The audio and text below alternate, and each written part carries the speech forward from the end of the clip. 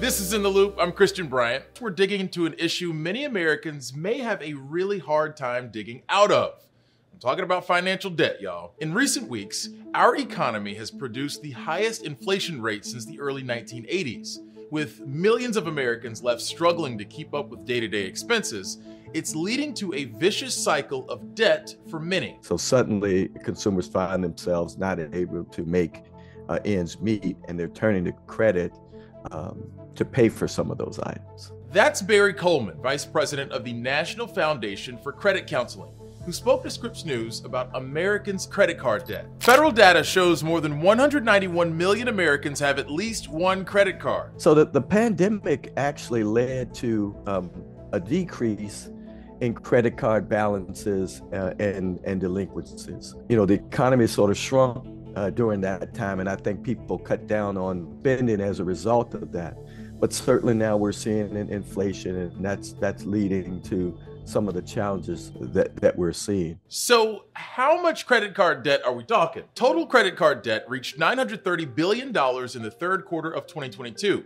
For comparison, that's more than the $870 billion peak during the 2008 financial crisis, according to the latest numbers from the Federal Reserve Bank of New York. Credit card balances in 2022 climbed more than 15% from the year prior, the largest annual jump in more than 20 years.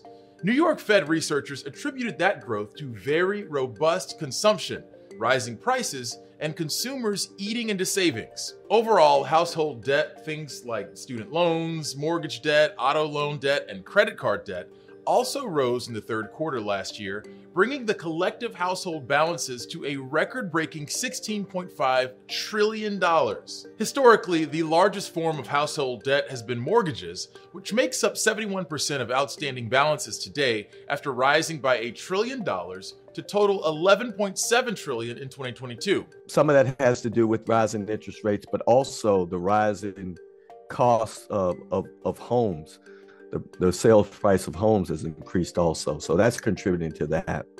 Additionally, balances on home equity line of credit has increased by $3 billion, and that's the second consecutive quarterly increase after years of decline in balances. So consumers are turning to home equity lines of credit to make large purchases. For those who don't know, home equity lines are revolving credit lines secured against your home, often used for large expenses or to consolidate higher interest debt on other loans like credit cards. Yeah, it all comes back to credit cards. Average credit card interest rates were about 16.3% at the start of 2022, jumping to 19.6% by year end, and experts say that rate is expected to further increase this year. And all of this leads to perhaps difficulties that consumers may experience in making their credit card minimum payments, especially if they have multiple credit cards and they're seeing increases in interest rates on all of these cards. It just exacerbates the problem. As we look ahead into 2023, many economists predict a recession is coming, and families in debt will no doubt be struck harder. To dive into the problem of credit card debt and how to manage it as we approach a possible recession, we're joined by Ted Rossman, a senior industry analyst at Bankrate.com, a personal finance site. Ted, thank you so much for joining us on In the Loop. Let's jump right in here. In your expert opinion, what's the likelihood of the U.S. facing a recession this year, and why? We surveyed a couple dozen leading economists recently, and they pegged the odds of recession this year at about 2 in 3. And this is really largely because of the Fed's efforts to fight inflation. Unfortunately, these higher rates are proving to be nasty medicine. I think it's needed because high inflation hurts everybody. But the fact that the Fed raised rates 4.25 percentage points in 2022, and they're likely to raise as much as another point or so this year, that's definitely having a drag on the economy, and it's making credit card debt more expensive. The average U.S. credit card debt balance is just over $5,000 per person. That's according to TransUnion. That's a significant amount itself, made even more so by skyrocketing interest rates. So where would you recommend someone with that kind of debt start paying it off? My top tip would be to get a 0% balance transfer credit card. These allow you to pause the interest clock for up to 21 months. Examples include the Wells Fargo Reflect card, the Citi Simplicity, Citi Diamond Preferred, and the Bank America card. And what's so amazing about these is they let you avoid interest for up to 21 months. So essentially, it's a form of debt consolidation.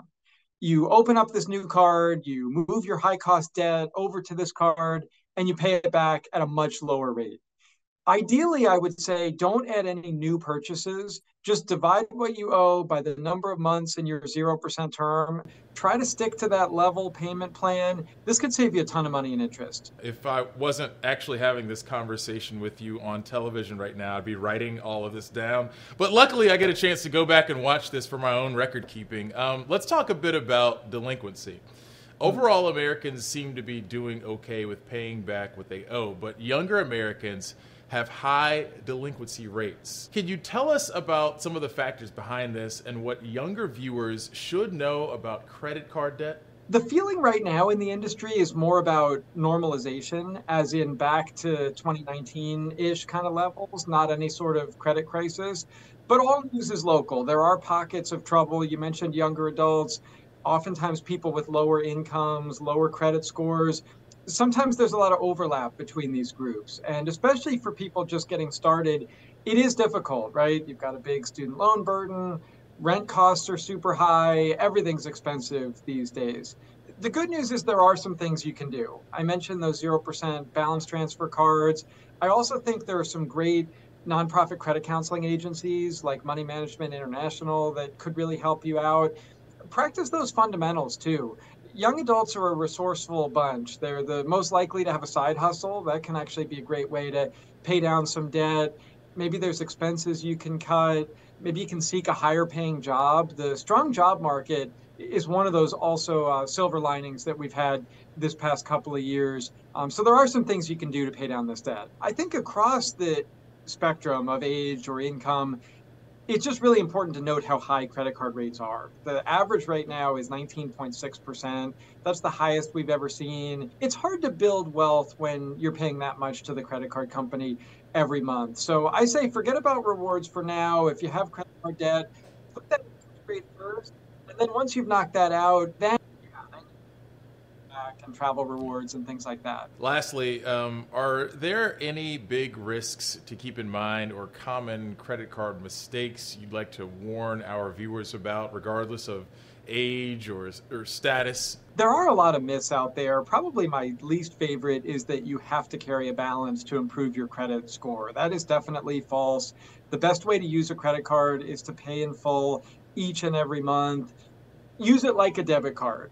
Credit cards do have better rewards programs, though, and they have better buyer protection. So if you can, I think you should use credit, but absolutely pay it off in full every month. They say credit cards are like power tools. They could be really useful or they could be dangerous. And it is roughly half and half, those who carry expensive debt and those who don't. So you want to be in a position where your cards are working for you, not against you. Ted Rossman, Senior Analyst at Bankrate.com. Thank you so much for joining us on In the Loop. Thanks for having me.